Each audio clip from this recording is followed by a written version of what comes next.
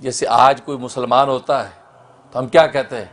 ہی از اے converted مسلم، converted مسلم. لیکن آپ کو پتہ ہے بعض لوگ ان کو کنورٹڈ ریورٹڈ مسلم کہتے ہیں. تو اصل حقیقت میں لفظ ریورٹڈ مسلم صحیح ہے، کیونکہ ریورٹڈ لا یرجو، وہ یرجیون ہو گئے، لوٹ گئے اپنے اصل کی طرف، وہ ریورٹڈ مسلم ہے کہ واپس لوٹ آئے. اصل میں تھے وہی، بس بھٹک گئے حجاب علم کی وجہ سے، حجاب طبع کی وجہ سے، حجاب رسم کی وجہ سے بھٹک گئے، لیکن اب دوبارہ سے اللہ نے واپس لوٹا دیا تو ریورٹڈ ہے، کنورٹڈ نہیں ہے. کنورٹڈ تو اب ہیں کہ جب یہ اسلام کو چھوڑ کر ادھر کا عیسائی بنے، اب یہ کنورٹڈ ہے، کنورٹڈ کرسچن، کنورٹڈ جوس ہیں، کنورٹڈ مجوسی، یہ کنورٹڈ اب ہیں. جب یہ اسلام میں لوٹیں گے تو اب کنورٹڈ ہے بلکہ ریورٹڈ، کیونکہ ان کی اصل یہی تھی. اس لیے قرآن نے بھی فہم لا یرجعون، یہ اب لوٹ نہیں سکتے. معلوم اللہ بھی یہ ریورٹڈ کا عنوان اختیار کر رہا ہے کہ اب واپس ریورٹ نہیں ہو سکتے، کیونکہ میں نے ان کا نور ہدایت ان کا سلب کر لیا، اب ان کی واپس لوٹنے کی کوئی گنجائش نہیں. اس لیے فرمایا صم بکم عمی فہم لا یرجعون، یہ گنگے ہیں، یہ بہرے ہیں، اندھے ہیں، یہ واپس نہیں لوٹ سکتے.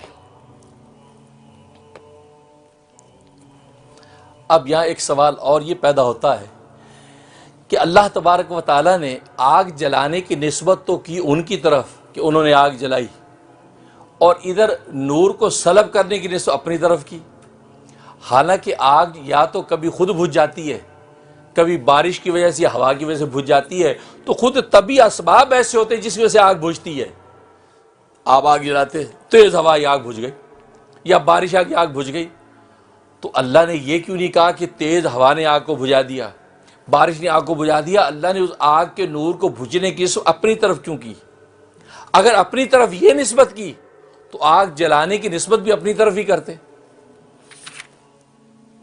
آئی سمجھ؟ تو اس کی نسبت اپنی طرف کرتے. اگر اللہ تبارک و تعالیٰ غیب کے کسی ایک معرفت کے نقطے کی طرف اشارہ کر رہے ہیں کہ ہر چیز حقیقت میں کہ اللہ تبارک و تعالیٰ کی طرف لوٹتی ہے، تو آگ جلانے کی نسبت بھی اپنی طرف کرتے.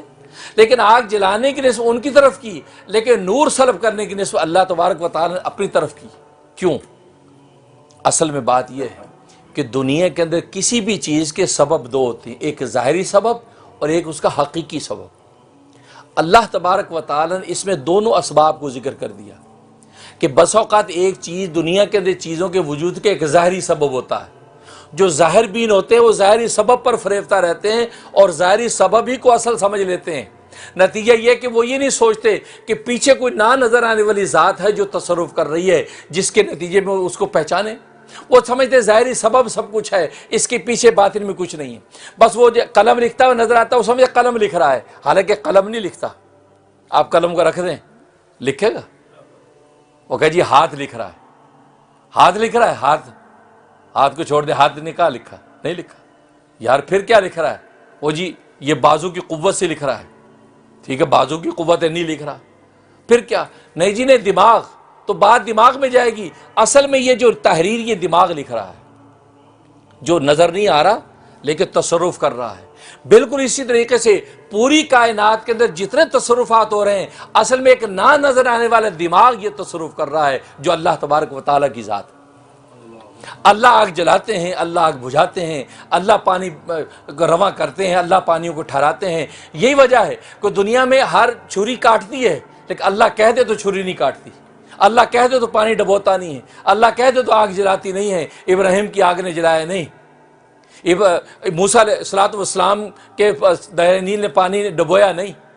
کیونکہ اللہ تبارک و تعالی جب حقیقت میں اگر اللہ تبارک تصرف کرنے لگے تو یہ دنیا کے اسباب سارے کے سارے بیکار ہو جاتے. تو اللہ نے ان آیتوں میں دونوں سببوں کی طرف اشارہ کر دیا. اس توقع نعرہ میں اشارہ کر کے ظاہری سبب بتا دیا کہ چیزوں کا ظاہری سبب ہوتا ہے، کہ جیسے انہوں نے آگ جلائی تو جل گئی، کہتے کہ انہوں نے آگ جلائی.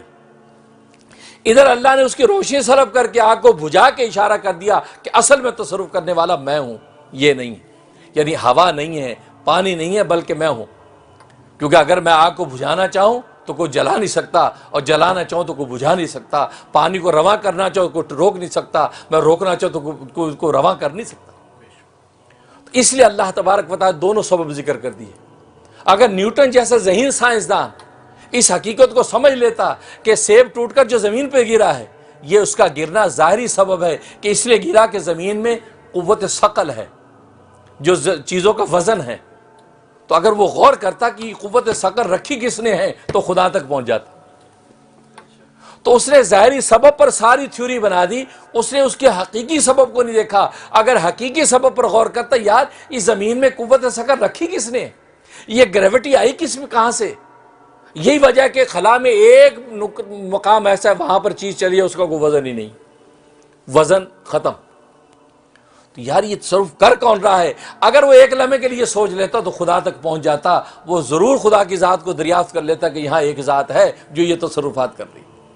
لیکن انسان کی نالائقی ہے، کوئی ظاہری سبب میں الجھا رہتا ہے، وہ اس کے حقیقی اور باطنی سبب پر نگاہ نہیں کرتا۔